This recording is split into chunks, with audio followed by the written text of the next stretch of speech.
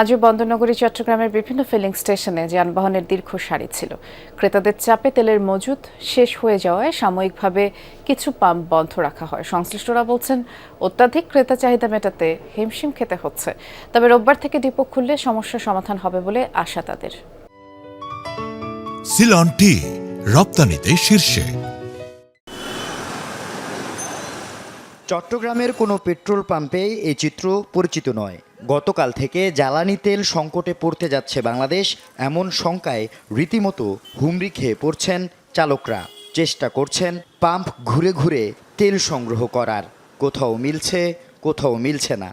সবাইকে 300 টাকা করে দিচ্ছে এবং গতকাল অনেকে দিচ্ছে বেশি দিয়ে ফেলছে আর কি, যার কারণে আজকে আসলে একটু শর্ট হয়ে গেছে। 300 টাকার তেলে দেখা গেছে আমার হাফ বেলা চালাইতে পারবো, আবার দেখা গেছে আমাকে হাফ বেলা পরে আবার কাজ বন্ধ করে তেল নিতে হবে। সময় লস হচ্ছে, যেমন ইপিজেড থেকে আসছে এখানে আসা যাওয়া মানে মিনিমাম 5 লিটার তেল চলে যাবে আসা যাওয়া।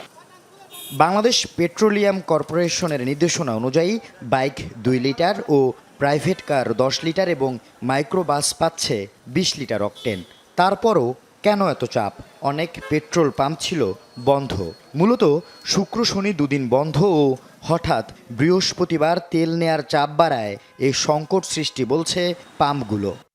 এখান থেকে তেল দিচ্ছি তো ওই দিক দিয়ে ঘুরে আসে, আবার সেম গাড়ি ও সিরিয়াল করতেছে এখানে। শুক্র শনি 2 দিন বন্ধ থাকে না মেঘনা, তেল দিলে আমরা পাবো, আমরা তেল দিব। প্রবলেম মেঘনা যেমন আমাকে দেয়, তাহলে no problem, I can give. এদিকে ডিপোগুলো বন্ধ থাকায় জ্বালানি তেলের সরবরাহে যে ঘাটতি তৈরি হয়েছে তা রবিবার থেকে কেটে যাবে বলছেন সংশ্লিষ্টরা। এছাড়া দেশীয় গ্যাস ফিল্ড থেকে পাওয়া কনডেনসেট এবং বিদেশ থেকে আমদানি করা অপরিশোধিত তেল পরিশোধন করে দেশেই ব্যবহারের জন্য পেট্রোল উৎপাদন করা হয়, যা দিয়ে চাহিদার পুরোটাই মেটানো সম্ভব। তাই সহসাই হচ্ছে না দেশে কোনো জ্বালানি তেলের সংকট।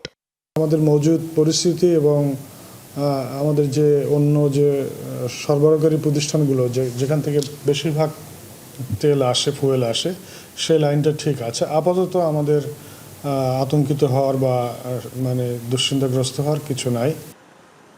আল আমিন শিকদার, যমুনা নিউজ, চট্টগ্রাম।